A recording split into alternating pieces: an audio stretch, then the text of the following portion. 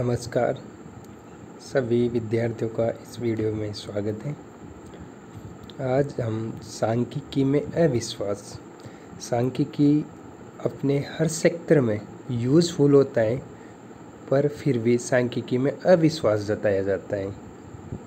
तो डिस्ट्रस्ट इन स्टैटिस्टिक्स, जैसे जैसे सांख्यिकी का उपयोग बढ़ता गया वैसे वैसे सांख्यिकी में अविश्वास भी बढ़ने लगा। वास्तव में यदि किसी तथ्य को संख्या के रूप में व्यक्त न किया जाए तो विश्वास ही नहीं होगा। सांख्यिकी में अविश्वास के संबंध में अनेक बातें निम्नलिखित हैं। डिज़रायली के अनुसार झूठ के 3 प्रकार होते हैं: झूठे, सफ़ेद झूठ और सांख्यिकी। यानी झूठ जो नॉर्मल झूठ होता है, एक सफ़ेद झूठ प्योर झूठ होता है, और सांख्यिकी यानी सांख्यिकी को भी झूठ के समान, यानी डिज़रायली के अनुसार सांख्यिकी को झूठ माना गया है।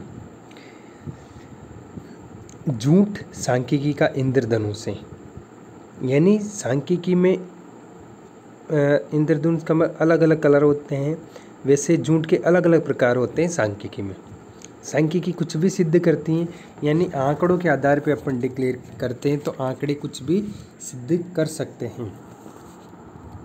तो निष्कर्ष रूप में कहा जा सकता है कि तथ्यों को बढ़ा चढ़ाकर प्रस्तुत किया जाता है, जिसके कारण समंकों में भ्रम उत्पन्न हो जाता है।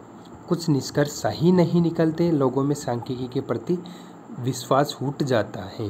सांख्यिकी में विश्वास के निम्न कारण है। अब सांख्यिकी में अविश्वास क्यों है, तो उनके निम्न कारण: समंकों का अनुचित विश्वास, यानी समंकों में इतना विश्वास कर लेते हैं लेकिन जब उनकी सत्यता के बारे में पता चलता है तो गलत सिद्ध होते हैं।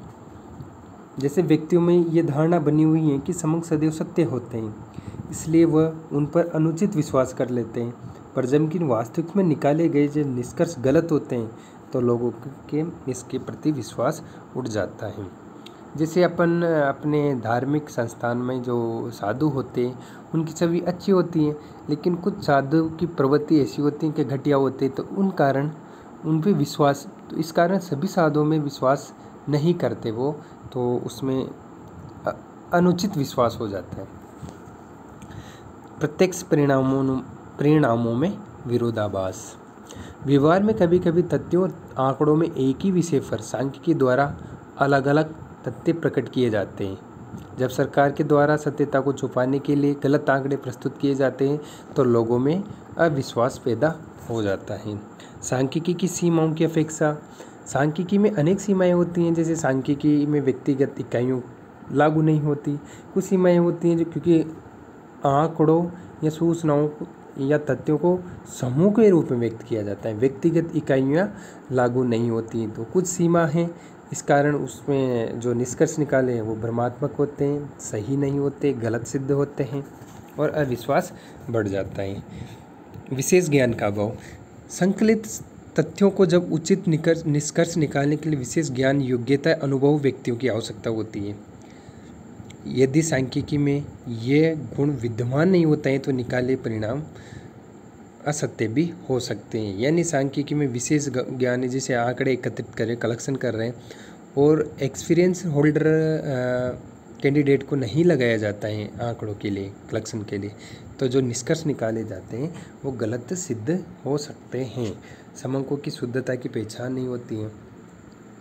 तो जैसे किसी नॉर्मल व्यक्ति से अपन डाटा कलेक्शन करवाते हैं तो समंक सत्य असत्य कुछ भी हो सकते हैं। और लास्ट में सांख्यिकी का दुरुपयोग संभव। कुछ संस्थान व्यक्तियों द्वारा सांख्यिकी का दुरुपयोग करने के लिए कारण लोगों की धारणा बन गई कि सांख्यिकी द्वारा भ्रमात्मक तथ्य निष्कर्ष या डिस्कशन होते हैं या निष्कर्ष निकाले जाते हैं। अब अपन ये हो गए अविश्वास। तो विश्वास के कारण देखिए, लेकिन अविश्वास को दूर करने के उपाय भी हो सकते हैं। सांख्यिकी सीमाओं का ध्यान रखना चाहिए, क्योंकि व्यक्तिगत इकाइयों को भी अपन को ध्यान में रखना चाहिए, न कि समूह की इकाइयों। पक्षपात नहीं करना चाहिए। अनुसंधानकर्ता इन्वेस्टिगेशन ऑफिसर जब जाता है और डाटा कलेक्शन करता है तो पक्षपात की भावना नहीं होनी चाहिए। विशेषज्ञों का प्रयोग करना चाहिए अपन को। नॉर्मली एक्सपीरियंस लोग अपने डाटा कलेक्शन के लिए लेना चाहिए। और अन्य नॉर्मल जो भी नॉर्मल सावधानी है, जैसे कलेक्शन से लेकर इंटरप्रिटेशन यानी निवर्तन तक जो भी विचार स्पर्श के करेंगे वो सारे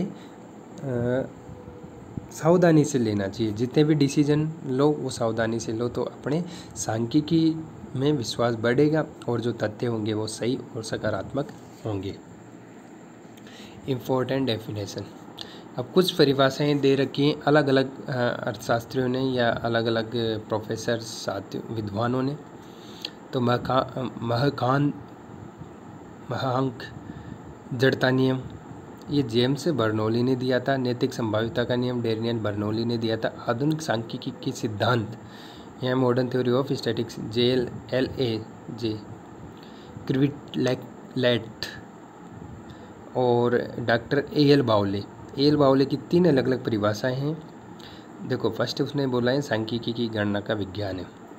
सांख्यिकी को वास्तविक रूप में माध्यों का विज्ञान भी कहा जाता है, ये भी डॉक्टर AL बाउले ने कहा है। सांख्यिकी वह विज्ञान है सामाजिक व्यवस्था को संपूर्ण मानकर सभी स्वरूपों में उसका मापन करते हैं। तो ये 3 परिभाषाएं डॉक्टर AL बाउले ने दी है। सांख्यिकी अनुमान एवं संभावना का विज्ञान है, ये बॉन्डिंग घटन ने कहा था।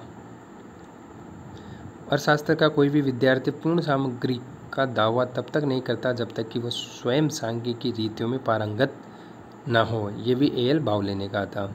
समंग गीली मिट्टी के समान है, जिसे आप देवता या शैतान कुछ भी बना सकते हैं, ये WI किंग ने कहा था। समंग घास फूस की तिनकों के तुल्य हैं, जिससे मुझे अन्य अर्थशास्त्रियों की भांति महल ईंटें बनाने पड़ते हैं, ये मार्शल ने कहा था। तो ये कुछ इम्पोर्टेंस डेफिनेशन हैं जो अलग अलग विद्वानों ने अलग अलग तर्क पे कहा है। तो इसमें जो इम्पोर्टेंट डेफिनेशन है वो डॉक्टर AL बाउले की है। और तो ये चैप्टर लगभग अपनी डेफिनेशन होगी, टाइप्स हो गए, इम्पोर्टेंस होगी, अविश्वास हो गया। यूनिट फर्स्ट का चैप्टर लगभग स्टैटिक्स का ख़त्म हो गया है। नए वीडियो में अपन कलेक्शन ऑफ डाटा यानी समंकों का संकलन देखेंगे। इस वीडियो में इतना ही। Thank you.